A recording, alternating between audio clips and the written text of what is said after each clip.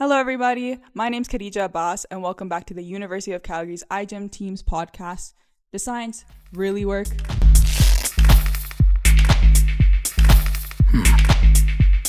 Today, I have the opportunity to talk with someone really suited to answer this question, a philosopher. I'm very excited to welcome to the scene Dr. Caleb Lee. Dr. Caleb Lee is a philosopher here at the University of Calgary and is an associate professor. He got his PhD in philosophy from here as well and is known for having engaging classes and making philosophy concepts click really easily.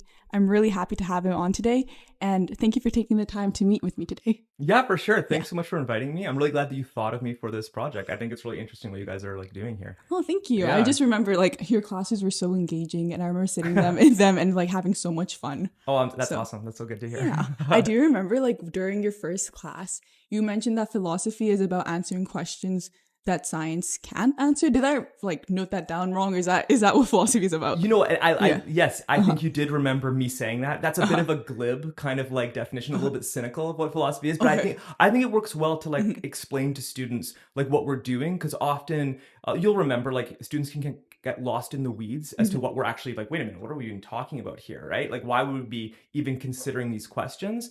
And I think it's helpful to remember that there are some things that science can't settle, and not because they're say mystical or whatever. It can't settle them just simply because science is not in the business of determining what's valuable, I guess would be a good way to say that. We can make a distinction between two types of claims, a claim about what is the case, and then a claim about what should be the case. And philosophers are more interested, especially in ethics, the kind of class that we did, are more interested in the questions of what should be the case. And if you think about it, there's no amount of scientific data that could actually settle that kind of question. For example, why is murder wrong? For example, science might be able to settle the question of do people or do they not like murder? And I would suspect they don't. They hate murder. Most people hate murder. I hope so. But, yeah. Totally right. But even knowing that people hate murder doesn't tell you that it's wrong, because people's just opinions about something might themselves just be mistaken, right? So philosophers, especially when they're concerned with ethics, are concerned with questions about what's right, what's just, what's good, what's bad. And they don't deny that science can't do the things that they say they're doing, because philosophers are pro-science. It's what they deny is they deny that a scientist can amass an amount of data that could settle a question like that. Oh, okay. Yeah. Okay. That's Does that ring a bell? Do you remember that? First class, yeah. Yeah, first class. So you were mentioning how philosophy is about answering stuff that we can't really use data to answer with science. So how do we determine what's right and what's wrong in that case? Oh, I know. That's I know. The big question. That's a fantastic question. So a lot of times, you'll remember, I'll caution students against collapsing into just some sort of nihilistic relativism about moral questions. I think what happens is once students can kind of grasp that distinction I'm trying to make between say claims about what is the case and claims about what should be the case, then they mistakenly think, oh, I get it, this is the fact opinion dichotomy, where you have on the one hand the facts that could be settled by science, which is how much do things weigh, how big are things, what causes what, and then there's opinions which are I find that pretty, or I like that, or I don't like this. And so they mistakenly think that ethics must then belong to that a realm of just opinion. And we could go on and on about this.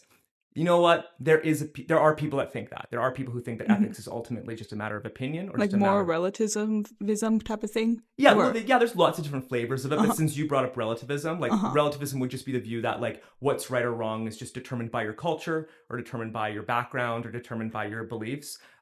You'll remember that I'm not super persuaded by those kinds of views. And on my notes, it's at least 4 or 5 times I'm seeing don't do more relativism. Totally. And since now we're kind of in a more professional setting, right? And so you can let that go.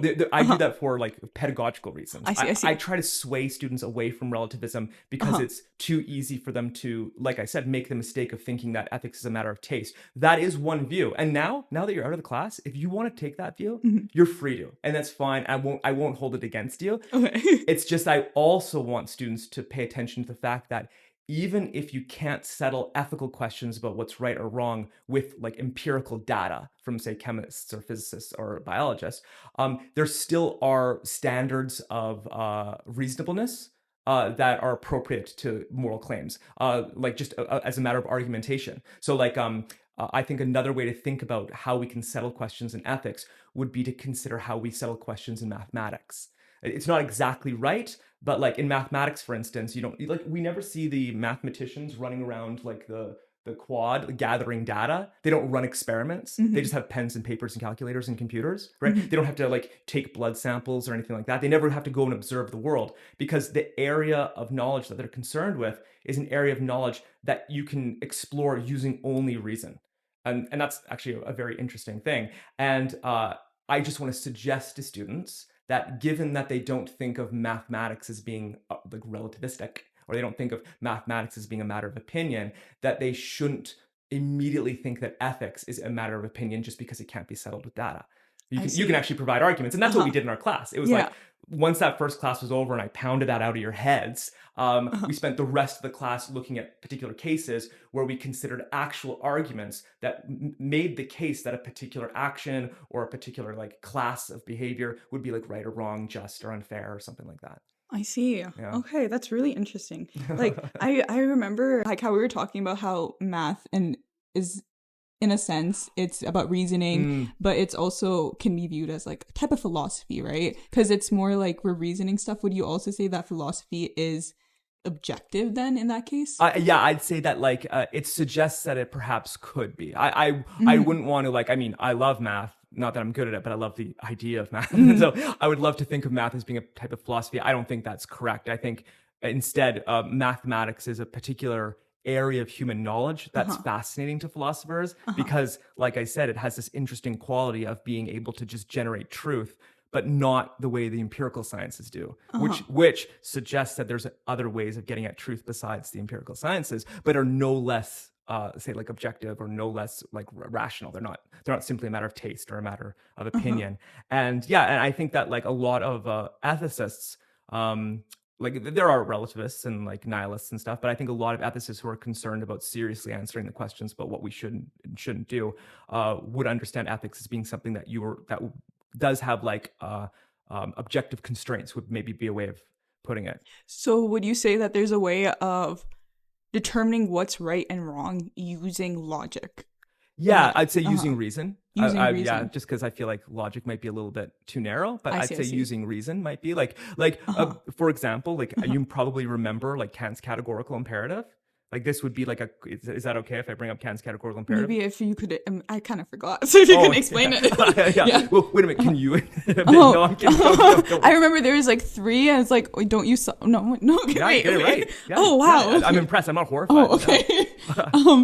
But I remember there was one that we're not supposed to, it's not using people as a means to an end. Yes. Yeah, right? Yeah. Okay. That's all I remember. So no, that's perfectly good. So like Kant, like Immanuel Kant, the philosopher, like and also an ethicist, he argued that there was one, like what would you consider the realm of the rightness and the wrongness of ethics was essentially all derived from a single rule. Like ethics is just one actual rule, which he called the categorical imperative. It's categorical because it applies to everyone. It's an imperative because it's a command. It tells you what you should do, not what is the case, but what should be the case. And he famously thinks, at least this is one interpretation, that like it arises out of reason itself. That if you just thought about the way in which human agency works, which is that humans are always kind of striving to kind of get what they want. And so because they're striving to get what they want, there's this rule of reason which says you should take the means to your end. You should do the things that are going to likely get you the things you want. And then like now, whether this works or not is a matter of some debate. But then he made the further step to say, from the fact that people's agency has this structure, which is that they should do the things that get what they want, it follows that we should actually only act in ways that everyone else could at the same time act, because everyone else's rationality is the same as your rationality. And so we need to, and you can get like really interesting constraints, what look like moral constraints out of that rule in this way. If you're only allowed to act in a way that everyone else could act, well, then you can't cheat. Because cheating only works if one person does it. If one person does it. And you can't steal because stealing only works if one person does it. And you can't lie because lying only works right? Yeah. And so it's a fascinating kind of exercise because purportedly what he's shown, I mean, did it work? I don't know. Yeah. But purportedly what he's shown that just thinking about what it's like to be a decision maker shows you that there are moral constraints on your activity. Morality arises from the nature of agency or the nature of human action. Cool, right? Like, yeah. it's a kind of neat idea and has nothing to do with science, but at the same time, it also is not about taste or opinion. I see. So one way that Kant at least saw to determine what was right or wrong would be seeing if everyone just acted according to the same set of rules, Yeah. what would be the best way. So Yeah. that's one possible way of determining. Is that correct? Or Well, I mean, I don't get super. This is an informal conversation. It's not that he thinks that, like, hey guys, if we all just got along, wouldn't things be better off for everyone? That sounds more utilitarian, right? It's more this. He says, if you consider that the only rule that you're supposed to follow as a human agent is the rule that you're supposed to do the things that get what you want, you'd realize that doing things that other people couldn't do is actually a violation of your own agency. That's one interpretation of saying it. So like, it might appear that it's rational for you to steal, but it actually isn't rational, because in stealing, you're violating the rule that governs your own agency, which is that you should do the things that get what you want. I see. Yeah. I mean, yeah, maybe that's a little esoteric for this conversation, but that's really interesting. And you also mentioned that utilitarianism. Yeah. So that's Kant's view is one way of seeing what's right and wrong. Yes. Utilitarianism, what would that view be of seeing how right versus wrong? Yeah, that's a good question. And like, the way that we often teach in these classes is we teach like that Kantian deontology as being one major approach to how we can settle questions about what's right and wrong. The other one is utilitarianism, or sometimes called consequentialism, which is a more broader view. But utilitarianism begins with the claim that if you think about what's valuable, you realize that the only things that are valuable in and of themselves are just psychological states of happiness or pleasure. Like, if you ask yourself, like, why am I doing this? Why am I doing this? Why am I doing this? Or what reasons do you have for doing things? The answer is always going to eventually bottom out at, because it makes me happy. And then once you get to it, because it makes me happy, you can't ask further questions about it. If you say like, well, why do you want to be happy? The question almost feels incoherent. And the utilitarians, from that observation, the fact that it seems like the only things that are valuable is happiness, they create a moral theory which says that, well, value is like solidly in the realm of like ethics, because it's about like goodness, it's about badness. And so if value really is really just about human states of psychology, then our psychological states of happiness, then it follows that the right things to do are the things that are going to increase happiness, and the wrong things to do are going to be the things that decrease happiness. It's a wonderful view because it captures a lot of like undergrad students intuitions about the way in which ethics is somehow a matter of taste. Like, they really do think that, like, well, wait a minute, isn't this just a matter of like my opinions? And I say no, right? Because that's a too easy of a view, especially it's at that level. majority opinion in that case. Do you think so? Because wouldn't it be like maximum happiness is preferable? So yeah. Like, I think a lot of people have like that intuition, like the needs of the many outweigh the needs of the few. Greater good. The greater good, right? And it captures this intuition that rightness and wrongness has something to do with how it affects our minds. Like, if you imagine a universe that has no conscious beings in it, it's hard to imagine rightness and wrongness existing in that universe. And so you go, well, then that must mean that rightness and wrongness arises from the fact that human beings are conscious. For Kant, it's because human beings are conscious in the way that they make like decisions, and they like, try to take the means to their ends. But for the utilitarians, the consciousness that's relevant to morality is not that kind of agency or that planning or that decision making. It's just the capacity to feel pleasure and pain. Okay, it's very interesting, because I was thinking that, like how this ties into like how we have our legality stuff, right? Oh yeah. So would you say that we follow more so utilitarianism because we're trying to make sure our laws are based off a democracy type of thing, where we make sure the laws are for everyone's greater good? Or Yeah. Would it be more so like America? Everyone's is pursuing their own pleasure and happiness, or I guess that would also be utilitarianism, no? Or Yeah, well, okay, yeah. I think what you like would like discover over like a course in say bioethics that uh-huh, we do together is hmm that I'll sometimes call them like the main characters. They kind of arise when you consider these cases, like you hmm consider like these problems or these dilemmas in bioethics. It seems like ethics has something to do with like fairness and justice. Which Kant captures really well, which is that it's not fair if you cheat and I don't. Right? There's something he can get that pretty well. So ethics probably has something to do with fairness. But then the utilitarians point out, but it also seems to have something to do with pain and pleasure. It's wrong to hurt people, hmm right? Or doing something that's going to make people miserable feels wrong. Doing something that's going to make people happy feels right. So it probably has something to do with like well-being or something like that. So, but fairness and well-being, they often like come apart, right? You'll like you can think of what was it actually? What was that case? The cell case where Oh, the HeLa cells. the HeLa cells or Yeah. the Tuskegee Oh, yeah, yeah. yeah, what was that one, the Tuskegee case, right? Yes. So like you have those like, okay, we want to like help a lot of people by understanding syphilis better, hmm right? And one way to do that would be to take some group of people and just not treat them in the way that we could treat them for syphilis and just watch the disease run and essentially let them like die or become like very sick on with this disease, and then hopefully that will help us better understand the disease and help others. Now, one justification you can have for that kind of action is you can say, you know what, it's okay to like treat these people so unfairly because they're going to suffer for the sake of everyone else, but that's worth it because think of the benefit. Right? If they could save, or if we could save like hundreds of thousands or millions of people just by letting hundreds of people suffer, that actually is the right thing. That's a utilitarian approach to I like see. those kinds of hmm things. But then, uh, often people get like kind of disturbed by those cases because it violates their sense of justice.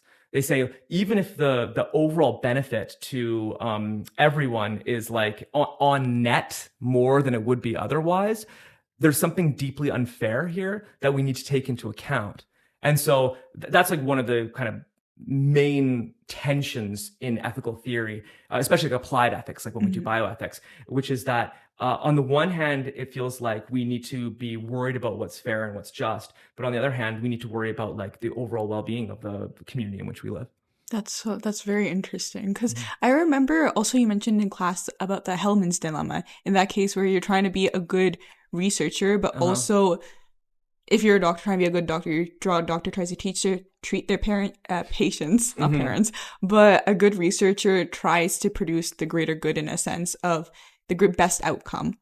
So I Yeah. guess that like, Yeah, mhm, well, yeah. There's actually all these kind of interesting kind of Helmsman's dilemmas in that relate to like medicine. mhm, I think my favorite one is like it's a little bit schooly. It's like it's for uh-huh, university students, especially because so many bioethicists are trying to get into nursing programs and they're also trying to get into med school, which is that there's this worry that like what makes you a good doctor isn't necessarily what makes you a good a med student or a good med school candidate. ooh, so, okay, so okay, right, so uh-huh, that's like because like one way to understand the Helmsman dilemma, it goes back to like Plato, where he like did this analogy of like who should run the ship, right? uh-huh, Like who should be the one steering. And if you take like a vote about who should run the ship, what you'll end up getting is not the best person to like do the steering. You get the person who's most persuasive.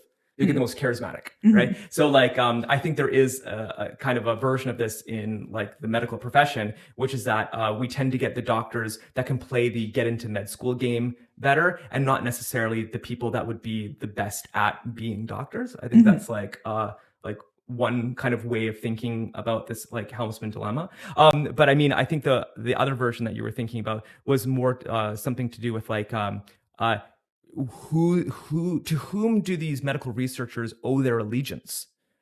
Do they owe their allegiance more to the general population, or do they owe it to like their individual patients with whom that they're treating? Is that mhm, yeah, more? yeah, Yeah, and so and that gets back to like the Tuskegee stuff, where you say like, what kind of monster doctors would like sit back and watch these people suffer from syphilis when they could easily be treated? And the answer is that I mean, we don't. Do you know the psychology of those doctors? I don't know, right? We could, actually, that'd be an interesting thing to look into. Like, who are those doctors? And like, has anyone done any interviews on them? Next guest. Here, come on. That'd be so funny. Yeah, totally. I think what can sometimes happen is like these actual historical cases, they can become like kind of cartoonish characters in like when we talk about bioethics, right? But like, yeah, I think that hopefully those doctors, what they were thinking was, although this is horrible for these individual patients, I have to kind of grit my teeth and realize that like, although it's hard for me to watch this person suffering, it's for the greater good of like society, and that's worth it. And this is like my job, or like my cross to bear. I think there's like an analogy to be made with like parenthood, which is that like often you do things that make your children upset with you and that make them miserable. And it's really hard as a parent because you want your kids to be happy, but you're trying to balance just your kids' day-to-day or moment-to-moment glee with like their long-term flourishing or their long-term well-being. I see. That's really interesting to think of, because now I'm making the connection that I guess in a utilitarian point of view, it would be more so the person who's doing it for the greater good is kind of seeing the other people as sort of like a paternalistic, like in the like they're not respecting their autonomy or their consent type of thing. Whereas Kant is more so focused on everyone has their own autonomy. We respect that. So what would you say in that regards? Like in the parent example is a clear, obvious thing of like, the kid doesn't know their stuff, right? So, but then how does that expand into like bigger cases of like a doctor? They would know a little bit more than their patients. So would you say that they can treat their patients in a sort of like paternalistic way? Well, I like as a matter of fact, and honestly, like I'm good on theory and I'm good on philosophy, but like I'm not super up to date on like Alberta healthcare policy, which is always kind of funny to me. Like I'm always like, I wonder how they actually do this in real hospitals. Who knows, right? But like the cases that like are really interesting to me as a bioethicist are the cases where like parents. We tend to say that parents have like a presumed like interest in their children's well-being. So unless we can show that the parents are not looking out for the children's well-being, we assume that they're going to make decisions on behalf of the children. We do this because children we know will not make good decisions for themselves, and you know that more and more as you become a parent, right? Like I always knew that in the abstract, but once I had kids, I was like, oh yeah, this is the right way to run a society. These kids should not be running their own lives. They will make bad decisions. And so I think it's good that parents make the decisions on behalf of their kids, but there do arise interesting kind of cases where the parent's idea of what's in the child's well-being is contrary to what, say, the state's idea of what's in the child's well-being is. Like in education, this can happen when parents want to take their kids out of school and homeschool them, and then like say not teach them like basic science curriculum. And so the state can sometimes be like, ooh, we don't know if we want this because we kind of want our citizens to be educated. In the realm of medicine, this can often happen when like we use like Jehovah's Witnesses examples, right? So Jehovah's Witnesses famously don't allow blood transfusions, and as like adults, you're allowed to either consent or non-consent to medical treatments. And so if a blood transfusion is going to save your life and you just don't consent to it, that's fine because it's your life, your body, your choice. For children, though, the parents make that decision on behalf of their children, and so the worry is that if you are a couple that are Jehovah's Witness and you have a child who needs a blood transfusion, that you might refuse this blood transfusion on behalf of your child. And that feels like a spot where the state might be able to intervene, because it feels like the parents don't have the best interests of their child in mind. But the puzzle arises because if they made that decision on behalf of themselves, we allow it. But if they make it on behalf of their child, we don't allow it, which suggests like, are we really taking autonomy seriously at all? Like if we really think that parents do make the decisions on behalf of their children, they should make all the decisions on behalf of their children. If we don't let them do that, it feels like we're not really granting to parents that right. Instead, what we're doing is we're just like letting them be kind of like a placeholder where they just do the admin work of the state. But really, ultimately, the children are the ward of the state, not the ward of their parents. And a lot of people, I think, would be uncomfortable with that. I would too. Yeah, totally, right? You don't like the idea of Uh-huh. like of the state having ultimate control over what happens to your children, right? That you Yeah. can see how that would go wrong. Yeah. Yeah. And also in a sense that like bringing back to the child being able to possibly refuse if their parents wanted them to have a blood transfusion, what makes someone autonomous? Oh, well, Yeah. yeah, that's like a really Age good 18? question. Yeah. No, yeah. Yeah, like Kant has stuff to say about this because ethics arises out of autonomy. The idea is that you are competent to make your own decisions would be one way to think about like what it means to be someone who can consent. Generally we think of like consent as involving like a couple of criteria. You can consent to a procedure if you are like Kant says, if you're able to understand the consequences of it. Like if you can't understand the consequences of your behavior, then you're not able to consent. That's probably one of the reasons why children can't consent. It's they might be able to understand the words, but like I see it in my own kids, you can see it in like other children. They just don't realize the gravity of their decisions, even though if you asked them, they could spell it out for you. Even like teenagers are like this. So, think of like the crazy things teenagers do, like they're jumping off cliffs into like water and like things like that. And you go like, hey, is this dangerous? And they're like, yeah, it's totally dangerous. But you're like, yeah, but you don't really appreciate like the actual risk. So you're maybe your ability to kind of like gauge the cost benefits of your decision. As that grows, you become more competent. As that lessens, you become less competent. That's going to be one of the criteria. Being informed is really important, especially in medicine. And being informed is different from being competent, though. Being competent just is a kind of capacity that you have. Being informed has to do with just the amount of information that you have.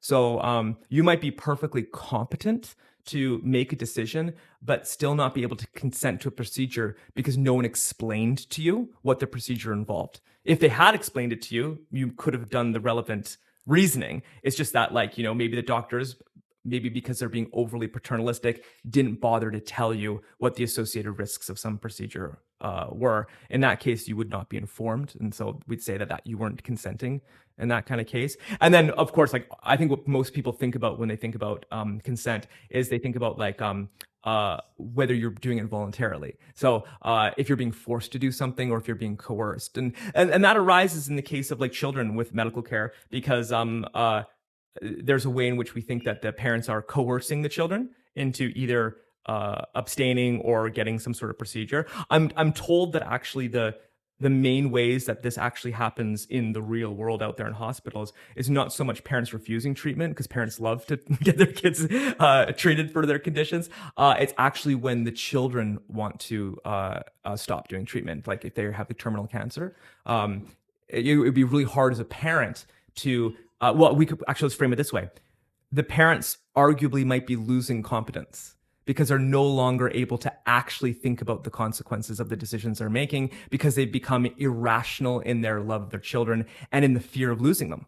So they're willing to make any bet on any procedure, right? And then sometimes what can happen is the child can have a more clear-headed or clear-eyed view of their prospects and realize that like continuing with these treatments is just me continuing in my suffering, and no parent will ever let their kid die. So it's up to me to let myself die. And so that's like apparently a more common way in which the desires or the wishes of the child can kind of conflict with the desires of the parent. And in cases where that child is like below the age of like 18, or I think in Alberta it might be something closer to 16, although there are exceptions to this,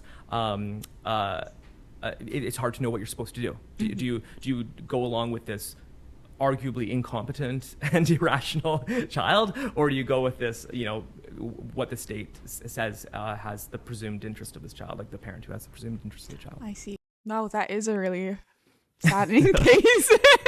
It's crazy. Yeah. I guess in that case, I can totally, I feel the parents' pain of having to like watch their child go through that. And I can see how that can make them a less rational being then, because they're not thinking, they're more thinking based on emotion. Exactly. They're not able to properly understand what's at stake in the decision or something, because they're motivated by, like you said, emotions. They're motivated by like fear, the fear of loss, or a concern for the well-being of their child, and they're not seeing what would actually be good for them.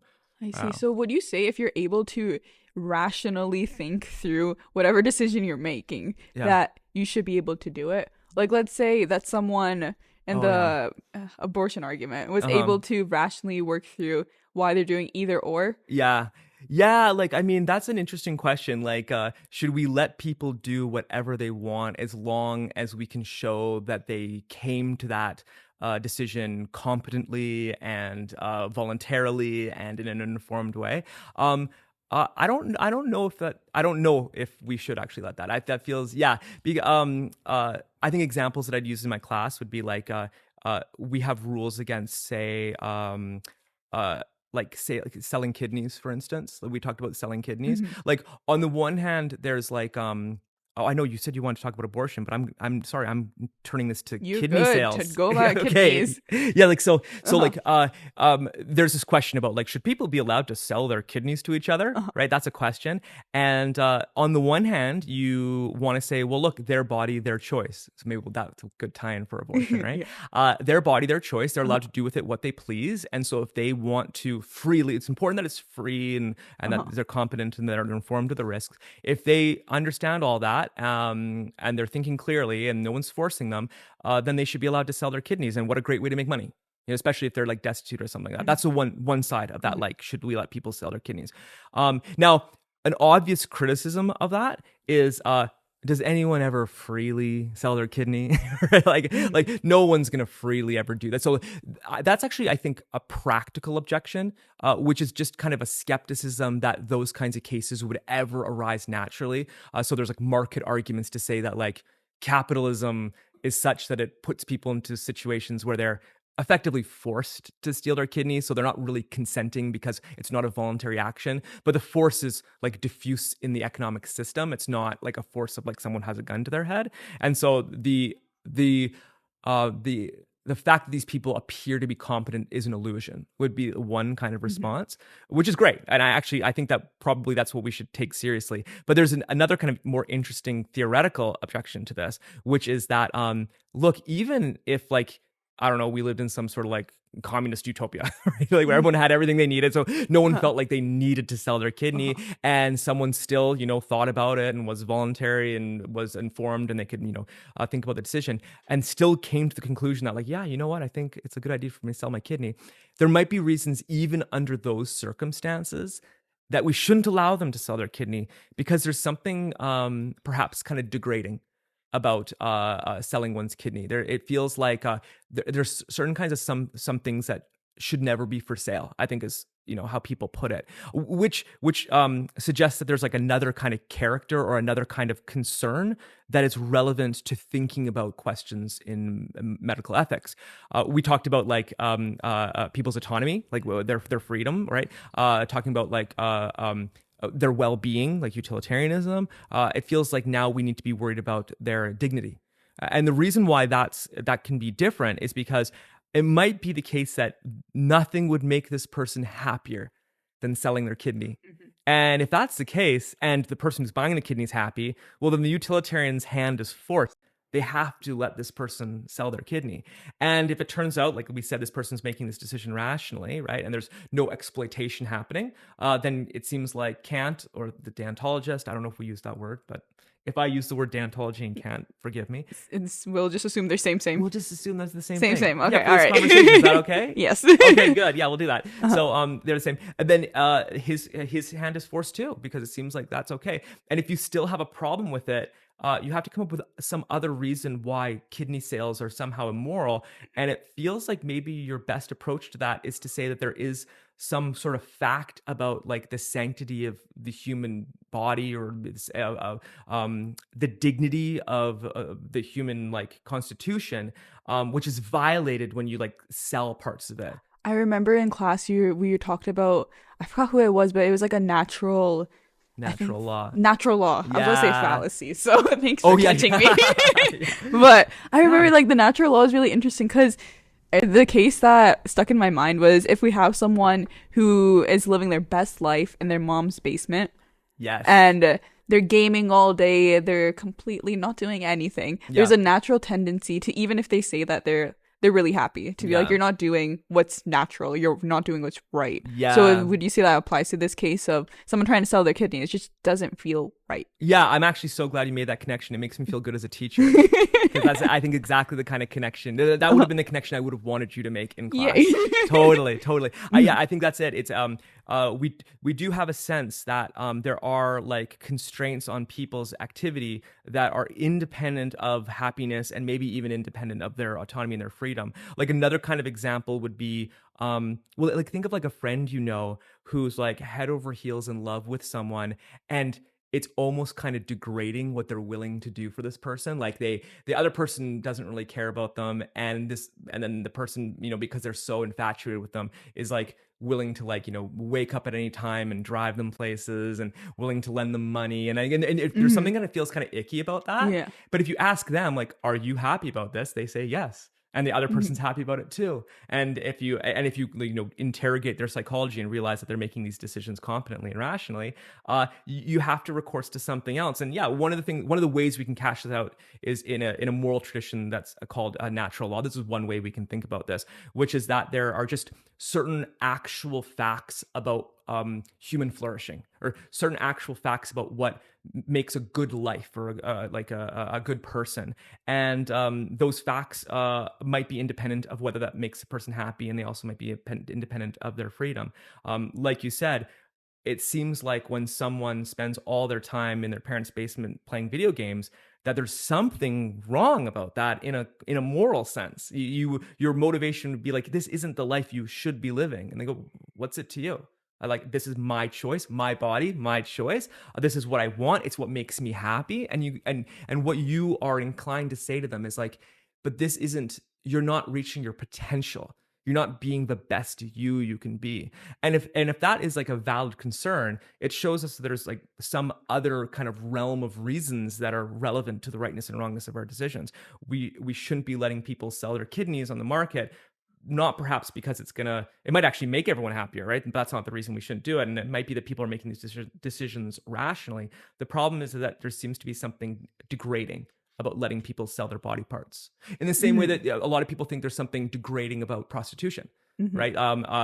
Even if the sex workers are doing it willingly and they're making tons of money doing it, and the clients are happy about it because they're getting the services, what's wrong about sex work then? Some people will just bite the bullet and say, exactly, there's nothing wrong. But other people will, you know, dig in their heels and say, no, there's a wrongness here in the way that it's like, you know, they'll resort to words like, it's humiliating, it's degrading, right? And how can we cash those moral ideas or those values terms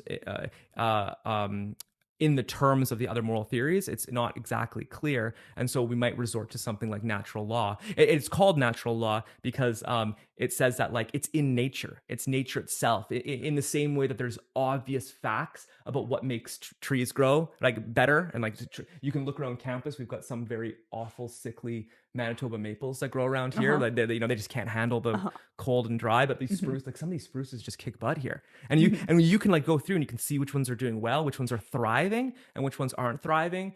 And it seems like that also applies to people. People can thrive and people don't thrive. But unlike, say, like trees, we don't only thrive in the sense that we become like strong and tall and full heads of hair. That's one of the ways in which we thrive. We thrive physiologically, like how plants do, but we also thrive in this kind of like way that's relevant to like our character as like beings who make decisions and go about in the world, which is that we do the things that like help us reach our potential as things that can think about the truth and can like be kind to other people and can like bring about goodness in our community and can have connections with each other. Like, one of the worries about that guy in the basement is that like one of the ways in which he's not reaching his potential is that he needs to go out and make friends. Well, who cares if people have friends?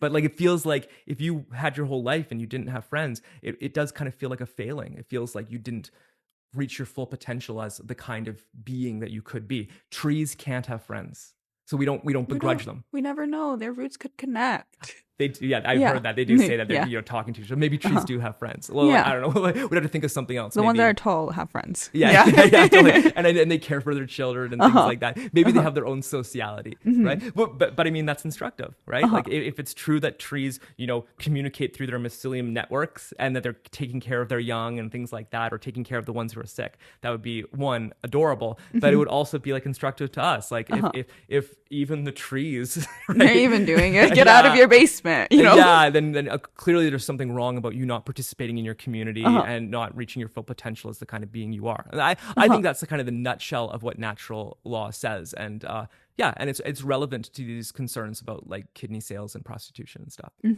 So even in the case of, let's say, a person in an underdeveloped country being coerced in a sort of way to do like a research trial, right? They would, the nature of them going in that research trial would go against natural law. Is that like, because if they feel like they're going to get benefit, possibly getting treated, and also they're going to get, I don't know, money or something. Yeah. In that case, there's still a little thing where it feels like there's something wrong with it. Yeah, I think you're right. That's an interesting case. So the case that you're considering, if I'm understanding you correctly, is that like we need to do medical trials because we want good medicine to help us with our stuff. But medical trials are a little bit risky because like there might be dangerous side effects to untested drugs. And so we need some sort of population that we can test these drugs on. Well, if you go around Calgary, you're not going to find many people who are willing to do these kinds of tests because they got a lot going on in their lives. They can't, risk the side effects because they've got jobs and they've got families and they're relatively, like on the global scale, relatively affluent, like actually quite very, very affluent on the global scale. And so what researchers can do or might do is they might, go to other countries where people are not nearly as affluent and maybe don't have as much opportunity, and they can give them some sort of benefit like financial incentives to participate in these studies. And that actually makes sense because, these people need the money and we need the people who are willing to do the trials. And so it's a win-win. And the utilitarians, of course, are having a field day because they go, this is exactly what we would want. We see a place where people could be happier. We need these people to do these tests for us. And so we're happy because we get the benefit of the testing. They're happy because they get the financial incentives. We're all happier than if we didn't do this. The world's happiness overall goes up like 1 degree. And isn't that like the definition of rightness and wrongness, right? So that's the case for, yes, like that should be exactly what we're doing. We should be going into poorer countries, testing all of our drugs, hopefully bringing there is a practical question of like, can we really bring people out of poverty through drug testing alone? Probably not. That's a lot of drug testing, right? Yeah. So maybe it's not going to increase the happiness that much. But people still have like problems with it, right? I think the Kantian deontologist will have a problem with it. They'll have a problem because they'll see the drug testers as using these people merely as a means and not as an end unto themselves. You brought that up, right? Good. Remember it. Okay. Totally, right? And that's one way to understand what Kant is saying, or at least Kant claimed that was one way to understand what he was saying. Remember, he thinks that morality arises from the nature of human agency. So we have to treat all human agents the same. Okay. And so one way to understand what it would mean to treat all agents the same is that you have to treat people as if they are the valuable things. You have to treat them as the things that are valuable. The utilitarians weirdly don't treat people as valuable. They treat their minds as valuable. It's their ability to reason, or not reason, sorry, that's Kant. It's their ability to feel pleasure and pain that's valuable. So it's your happiness that's valuable, and it's your pain that's not valuable, or that decreases value.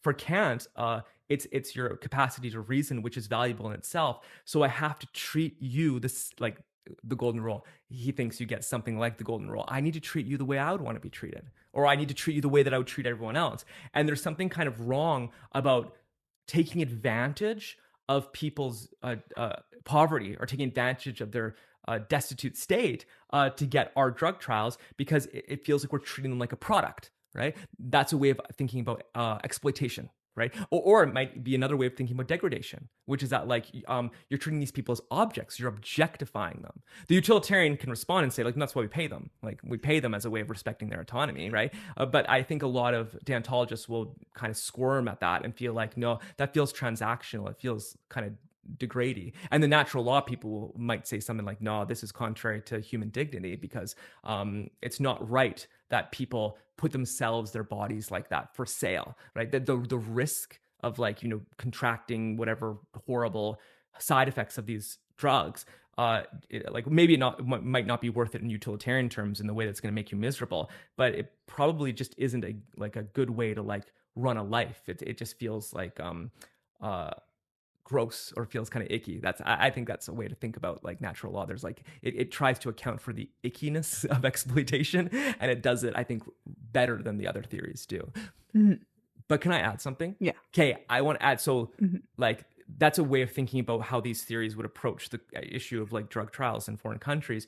But I always want to stress to students that it's a mistake to think that there's the utilitarian perspective and the deontological perspective or the natural law perspective on these questions.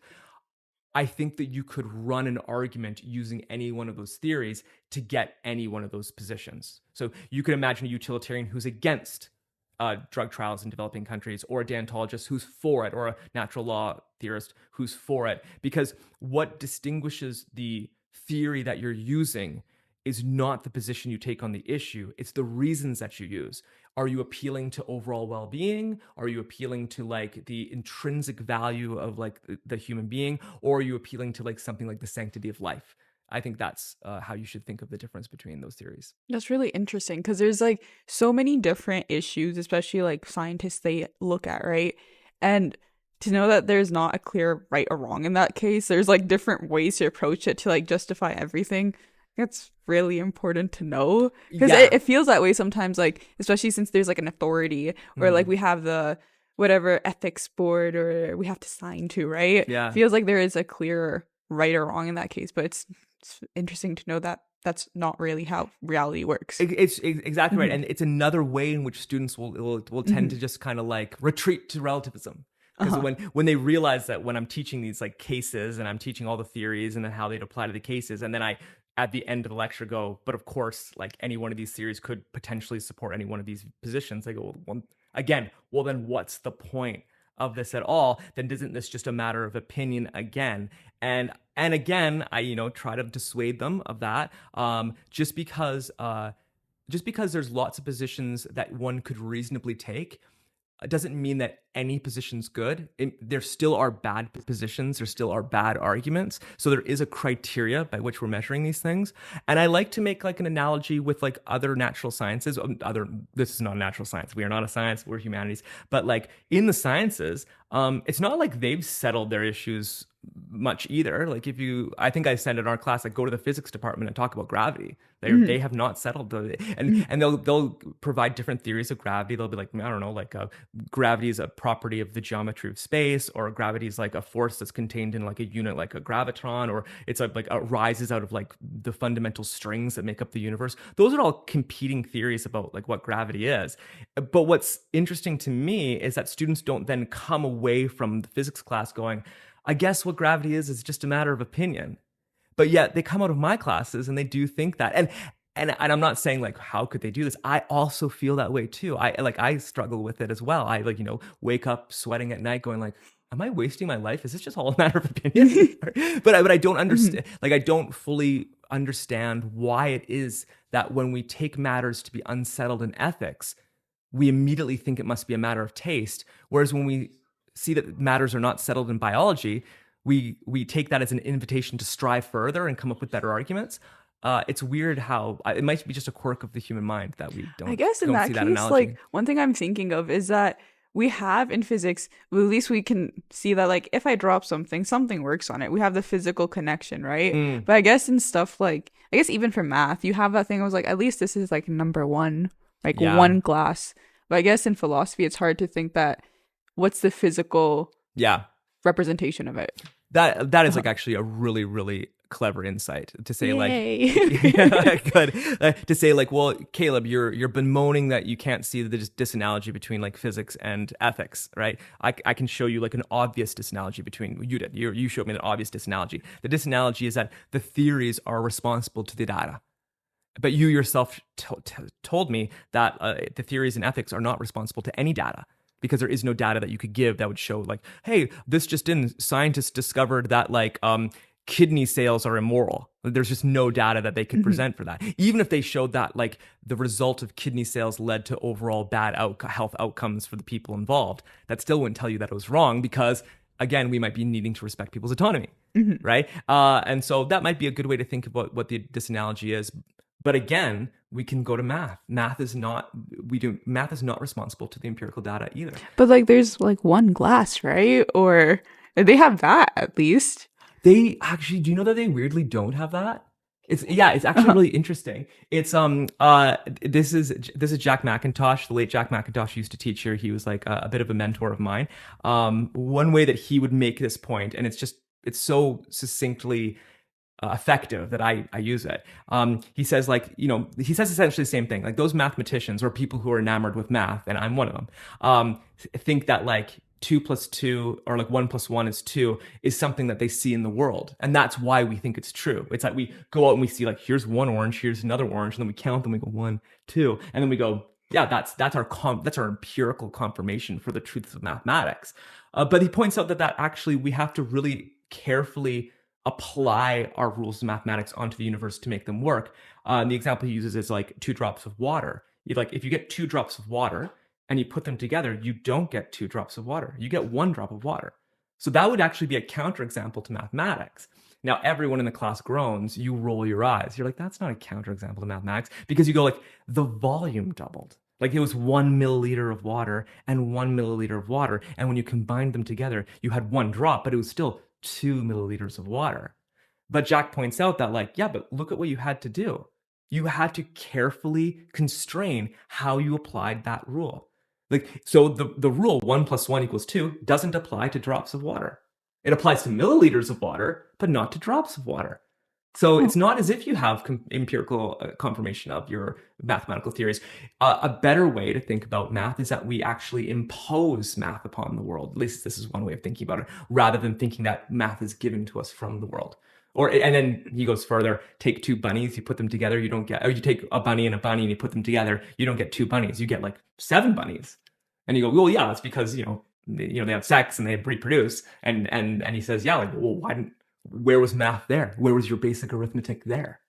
Right? And you can feel that it doesn't apply. But when you say, well, it doesn't apply in that case, you've granted him everything he needs. He says, yeah, I've just shown you math doesn't apply in that case. Huh. Right? So it's not given to you in the world. I see. That's kind of straying away from bioethics, but something to think about, right? Okay, so that's really interesting to think about how math is, in a sense, empirical. Big word. Or not empirical. It's not empirical. Okay. Yeah, not empirical. I screwed up using the word. Yeah, no, who cares? Yeah. But that's how you learn. You just use words until you get corrected enough. This is going to be on YouTube forever. Okay. But it's really interesting to think that math is, in a sense, just like philosophy or ethics, that it's based off arguments and reason. At least that's the case I'm trying to make. Yeah, I might be being a little sneaky in that way. I'm just trying to make a point that we shouldn't dismiss areas of inquiry because they can't be settled by the empirical sciences, right? There's just a lot out there, and I love science. I'm a huge cheerleader for the sciences. I love the sciences. And so when I say that there's more to science, I'm not saying there's a realm of mystical reality. I'm not. I actually might be saying that. I'm not against that kind of stuff. I'm saying that it might be overly naive to think that everything that we think that we know comes to us through the empirical sciences, because there's mathematics, which is not mystical at all, but yet is giving us knowledge, and not at all empirical. That's so interesting, considering also how math is such a fundamental for everything else. Physics is based on math. Yeah. So. Yeah, I know. Well, I mean, there's a whole thing we could talk about, what's up with math. It's it's this weird miracle that it works so well, and yet doesn't seem. It's not clear how it's connected to the world. Yeah. So it seems like it is, but it's not clear how. That's so interesting. I guess also ethics is also in the same way, where it's really connected to the world, but it's not clear how. Yeah. It seems like it has something to do with human-mindedness, right? Whether that's because of our capacity to make rational decisions, or whether it's our capacity to feel pain or pleasure, or whether it's just in our potential to be a kind of being, to kind of capture the 3 theories that we've talked about. It feels like ethics is only applicable because we're conscious beings. It feels like there's some sort of connection between consciousness and ethics. And consciousness, as we know, is kind of like a big mystery, even in the empirical sciences, right? Like it's because we can only test it using, like, say, kind of questionnaires, or like they think of psychologists, how they do like these inventories where they do these questionnaires, and we can't directly look into the minds of other people and see the pain, or see the happiness, or see like the joy. There is like what's sometimes called like the hard problem of consciousness, which is that it's just really hard to understand how consciousness could arise in a universe that seems to be only physical. Right? So that's it's a bit of a puzzle, but yet most people don't deny consciousness. Right? It's pretty clear that consciousness is like one of the main things that we can be know is real. Like if anything, consciousness is real. Yeah. Right? And yet it doesn't seem to be obviously studyable by the empirical sciences. And there is this, I mean, I'm being really fuzzy and sloppy in my reasoning here, but like there does seem to be some connection that's hard to articulate between consciousness and ethics. And so if you're comfortable with the idea that consciousness is as real as, say, molecules, but yet you can't study consciousness the same way a chemist can study molecules, I think that it's not a big stretch to say that you can study ethics the same way that you could study consciousness. So this is a different analogy. I tried to make the analogy between math and ethics, and now I'm trying to make an analogy between, say, maybe chemistry, something like psychology and ethics. I see. Yeah, that's really interesting, especially like how ethics is so applicable to everything around us as well, that it is real in that sense that we need it. Well, I guess. Sorry, go ahead. Even like think about it this way, like what are you more sure of? Are you more sure of the chemical constituents of like some solution, like of water, or are you more confident that touching a hot stove makes it like hurts your hand? You're probably more confident that touching a hot stove, like you're like weirdly the contents of your own consciousness are probably the things about which you are the most sure. And the stuff that you get from the empirical sciences, you're pretty sure about them because we trust science, but they are not on the same level as your own experience. People actually trust their own experiences more than they trust like what the scientists say about things. That's so fair, At least in one respect. I mean, obviously we can be deceived. It's not like don't just trust your gut. That's bad, right? Yeah. No, I'm not advocating that people should like look inside themselves and see their own truth. And no. I'm saying that like the fact that you have these experiences is something about which you can be more confident than you can about other things. I see. So it's like that's the data, at least for the ethics side of things, is that we have that we can observe our own self in that sense. The chemistry people have their molecules, and then we have our conscious. Yeah, but even then, like it couldn't even be that, because we can gather data about people's conscious experiences, and we can say like, you know what, when people give to charity, it makes everyone happier. It still weirdly doesn't follow that it's the right thing to do, because you have to make this other leap to say, and making people happy is the right thing. And that's true if you're a utilitarian, but it's not necessarily true for other theories. It's like, I mean, it'd be weird if it wasn't true. But the point is that there's another inferential step you have to make. You can't go from claims about what is the case to claims about what should be the case. That's the naturalistic fallacy, which you almost brought up earlier, right? Yeah. To go from like claims about what is going on to claims about what should be going on is fallacious, because no amount of information about what is the case could tell you what should be the case. There has to be a middle premise there, or some sort of middle claim, which connects what is to what should be. And that's what these theories try to do. These theories say like, when something does increase happiness, it is the right thing to do. Or when something is using people as a means and not as an end to themselves, then it is the wrong thing to do. So you can think of the moral theories that we've discussed as trying to make the bridge between the is and the shoulds. Okay, that's really interesting. So like we talked a lot about what the different ways of viewing something as right or wrong could be. Could you give us your thoughts on how is abortion okay or not? Yeah, I know. You get me in like a lot of hot water. Yeah. I think I may have told you earlier that like there was a time when I was considering taking abortion out of my curriculum. Okay. I know it's hard to imagine. Uh-huh. And the reason is because I wasn't getting a lot of student engagement in it. Really? Because the matter was just so obviously settled in Canada, like politically speaking. Like it was just Yeah. like whether or not people had their own personal views or their own religious views, often like will influence or inform their views on like abortion for individuals. But politically speaking, it just was closed. It's only since like the recent turmoil into the south of us that I've found that students have kind of re-engaged, and now it's like one of the most engaging like kind of modules that we'll do. And I will never take it out of bioethics, so it's so squarely a bioethical issue. This is what I tend to say. I mean, like I as a teacher, I don't want to like persuade my students to believe one way or another. What was all the thing before about moral relativism? Yeah, totally. Yeah, I know, huh? Well, think of it this way: like a physics professor might not want to persuade their students to adopt one theory of gravity over the other. But they do want them to know the theories, and they do want them to know how to apply them. So I want you guys to see how these theories would apply, and what the relevant constraints or what the relevant factors are in considering this. Personally, I tend to be pro. I always get these wrong, so I have to be careful. I tend to be pro-choice. Right? Okay. I tend to be pro-choice. And the reason for that is because I just take well, actually, let's be like really honest. The reason is because I'm skeptical about the personhood of fetuses up to a certain point. Right? I just don't think that fetuses. I think it's just pretty obviously the case that like there's a vagueness problem.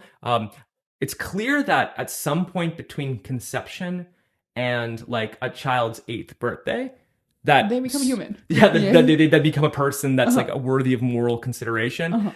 I just don't know when that happens. And it might even happen gradually. And so if that was the case, then maybe abortion becomes more and more morally fraught as gestation increases. I'd be actually open to that possibility. But like super early term abortions don't even seem to me to be controversial, because it just seems to me to be so obviously a case where there's just no person there. But I'm willing to be persuaded by like, what relevant factors would be like evidence of personhood. Like, of course, we can't go into minds, but like there's certain things that might be evidence of personhood. And for a utilitarian, the capacity to feel pain would be very important in that respect. Like if fetuses could feel pain, that would be relevant in considering whether or not abortion is moral. But I don't think that the only issue is whether or not the fetus is a person. I think we have to take into account the mother's rights. That famous paper that we talked about. The one where the woman, or you have you're in a room with an expanding child problem? That's a really good, and usually people go to the violin case, Thompson's violin case, but like that's a good one too. Like I think people misunderstand Thompson's arguments in that paper because they take it to mean that like I don't know. I think they take it to mean that like the mother has like no obligations towards the child. But I think a better way to think about it would be to say that like the mother's rights to the to her own body actually trump whatever rights the child might have. And that's what's kind of cool about the argument, is it says even if we grant that a fetus at a certain point is a person that has all the rights associated with a person, just because you have rights as a person doesn't mean that like now you like are owed every possible thing. Do you like, well, I'll just use like kind of her examples. Like, I'm a person, right? At least I hope I'm a person, right? I hope so too. maybe we're prompts. Have you been seeing those things on the internet? Like maybe we're just Google prompts. Oh, okay. So who knows? Maybe we're Google prompts. That'd be weird. Yeah, I hope that I'm a person, but let's just grant for the sake of argument that I'm a person.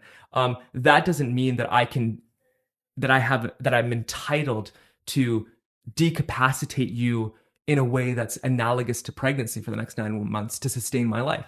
Like, think how crazy that'd be if I did that to you. Like, if I like in the hallway like ran into you and I was like, "Oh, Khadijah, it's good to see you," like whatever, and then I'm like, "Hey, by the way," and I slap you something. I'm like, and like it gives you kind of all the pain and like turmoil and risk of pregnancy, and I'm like, "Oh yeah, but like no harm, no foul, right? Because I need that to survive."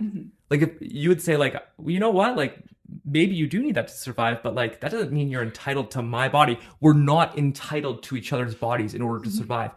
This isn't one of Thompson's example, but like here's one. Imagine you and I are on a desert island and we're both starving to death. That doesn't entitle me to eat your arm.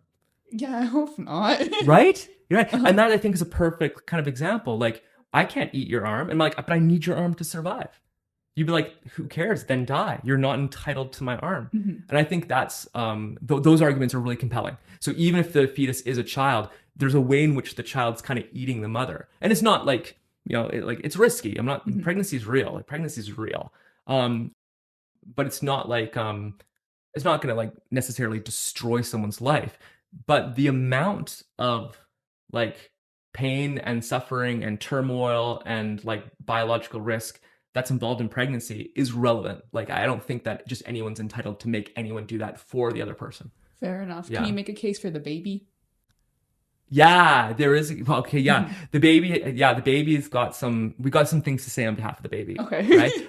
The baby's so helpless, right? Like, so you might say, Caleb, the disanalogy here between you and me when like on the desert island, or if I run into the hall, is that like, I have like other ways of kind of getting what I need. Like, so I can go and convince someone, like hopefully I've got like family members and I say like, hey, I'm in a situation. Can you give me your kidney? Right. And then they, out of an act of love, might give me their kidney. I'm not entitled to your kidney, but like, maybe I can get other people to give me their kidney. But imagine if like you were the only person in the world, like for some reason we both had these really rare blood types and only you could give me your kidney. Some people's moral intuitions now change and they say, maybe I'm not entitled to your kidney. Like I can't like force you against your will, like, tie you to a gurney and take your kidney out and put it in me, or get doctors to do that. But a lot of people will say that you're refusing to give me your kidney is wrong because you are in like a unique and special position to help me. And because you're in this unique and special position to help me, that does actually involve certain obligations. So the analogy is obvious, which is that like fetuses, if they're people, really rely uniquely and distinctively on the people who are gestating them. And although no person has the right to use someone's body against their will, there's something wrong about not helping something so helpless that could only be helped by you. That's so interesting. Yeah. That's very interesting to think about, especially in like the sense that there's a greater good that there could be that the mother has in that case of trying to help. It's just like, if that was the case, it's obviously like if the person isn't forced, but it seems wrong if they don't do it. And I can see how that relates to other scenarios as well, such as like vaccines, right? Oh yeah. With like the whole what happened during COVID, like there was a kind of push. It felt wrong if someone didn't get a vaccine. Yeah. But like, what would your thoughts be on also how the government plays into this? Because like it'd be kind of similar to like a mother making a choice for like the baby, right? Yeah. The government's making a choice for us in that sense. Oh yeah. How does No, that I relate? love this. This is like so messy. I like, and I love it. Yeah, like I think that we've inadvertently introduced maybe like even like a kind of a new character, if you will. Maybe not a new character, but like Trump. Well, I don't know. Well, I was thinking in terms of like moral considerations. Okay, Moral I was thinking considerations. politics. Yeah. But like, so I think like when I say that, like, imagine that this like imagine if it's not even a pregnancy. Imagine if there's just some baby out there that just needs you and only you can help it. Like if you're like alone in a mall, like in these examples, you're alone in a mall and there's a baby that's face down in a pond, right? And you're in the position to help it. But if you help it, you're going to be like 10 minute late for your meeting or whatever. Everyone would say, ooh, you're really supposed to do that. Like if you didn't do that, you'd think that you were a monster. What that suggests that like a kind of moral factor that we need to consider is like is your character, which is weirdly distinct from whether it increases happiness or whether it's like treating people as a means as an end, or whether it has to do with your flourishing. Maybe it has something to do with your flourishing, but like being a good person requires that you help those people in need. That feels like a strong moral intuition that people have. And so maybe that's a reason to think that mothers are in some sense obligated to take babies to term, at least once they become something that we would call like a person with rights.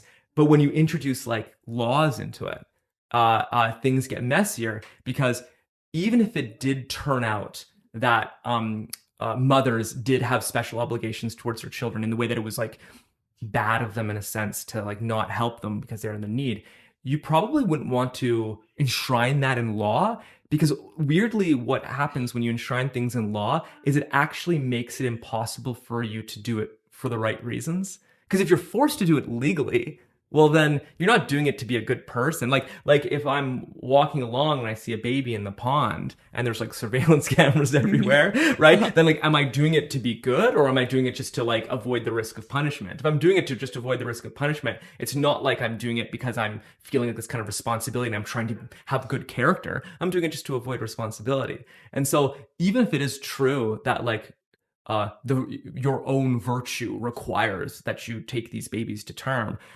If you make it constrained by law, ironically, you almost like take away the opportunity for people to practice their virtue. And now you wanted to compare to this, you wanted to like relate this to like the vaccine situation, right? Like, so maybe something similar we could say about like vaccine hesitancy, which is that like these vaccines are only going to work if like a certain critical number of us do it, right? So there might be utilitarian reasons to compel people. If people don't want to do it, tough. This is a place or a circumstance where your rights to your own autonomy, your liberty, get trumped by concerns for well-being. Or another way to say this is like the utilitarians win in this case over like Kantian deontology, right? It doesn't matter that your autonomy is not, I shouldn't say this because it is worth considering. Your autonomy is superseded by concerns for like the overall being of everyone else, right? That's, I think, a lot of the times the way that conversation is framed, right? And when you hear people who talk about their rights to not be vaccinated, they usually will frame that in terms of freedom. Like, you can't force me to do this. My body, my choice, right? And the government can say things like, well, screw your body, screw your choice. We're concerned about like everyone's well-being. But when you introduce like virtue into this, right? You might look at things like slightly differently. You might say things like, it might be true that a good citizen would take one for the team, right? Maybe they don't want to get a vaccine because the vaccine's inconvenient. Maybe they don't want to get that vaccine because they think the vaccine's risky. Maybe they don't want to get a vaccine because they've got like ideas that the vaccine's like actually kind of dangerous. But you might say, but they're under some sort of obligation as like a person who cooperates in society. Like, so like, it's good for you to do this because that's what good citizens do. And it'd be wrong for you to do this because like, that's like not like, you're not showing like the requisite kind of team spirit, if you will. But if you frame the issue in that way, then laws mandating actually become a little bit more suspect. And the reason they become more suspect is because if we want people to get vaccines out of a sense of obligation towards the public good, then by requiring them to do that, it no longer becomes a credit to them that they did it. Like, I got vaccinated for the COVID vaccine, and I got no praise, no fanfare, right? No, you didn't do it at the right time when they were giving out money. I don't. Yeah, no, it didn't give me any money. I don't think I did. When did I? Man, my memory of it. I heard about it, and I was like, oh. Maybe I did that before. Yeah. You were a true team player then. Oh, good. Yeah. Okay, good. Yeah. But you can see the issue here. The issue here is that like once the laws kind of constrain you, the laws actually take ethics out of it, because there's this distinction between what's legal and what's moral. And if you're only doing something because the law requires it of you, then it no longer becomes like something to which you like are owed like praise, or like it doesn't reflect well on your character. And if what you take to be like the primary factor that we need to consider when we're talking about like moral issues is moral character, then there's a way in which the laws end up being kind of like anathema to that. In the sense that like in the law it says like murder is bad, so it's setting that moral ground that like everyone is expected to do this. It's not insane that you're not going around murdering people type of thing. If it's a vaccine, if we're setting it a law, it doesn't add the, oh, you're doing this because you want to be a good member in the society. This is just setting the standard type of thing. Just setting the standard. I mean, the murder case is interesting because like even though murder is against the law, like, well, I guess we don't like praise people for not murdering, but we wouldn't praise people for not murdering even if it wasn't against the law. We wouldn't be like, good on you not murdering. What if we did? What if that was like the standard in society, like purge time, and then someone's so virtuous that they don't murder? Oh, actually, that is such a good example. I love that. You've persuaded me. You've persuaded me. You're like, if we are living in Purge world or like Mad Max world, and like murdering was kind of like if you don't get what you want or if someone has something you need, it's like the social norms are that you can murder them and take what they need and take what you need from them. And then you don't do that because you have like this like, you know, respect for like all humankind. You're right. I think that person would be like a moral hero. I see. Yeah, totally. I like that. Huh. It's really interesting. Well, this has been a very, very insightful conversation. Wide-ranging. I Wide-ranging. know, I feel like I've been kind of scattered. I'm sorry about that. No, it's been really good. We talked about like what is right and wrong, which is a huge question. And we defined different like views and lenses about this, which I think is really relevant, especially for scientists to see that like the cases that we're working on, especially in regards to research or even vaccines or trials or even in the politics, right? Yeah. That it's not a clear right or wrong. There's a lot of like thoughts behind it, and there's a lot of reasoning, and there's basically a whole nother science behind what is right and what is wrong. Yeah, so I think or at least a whole other area of inquiry.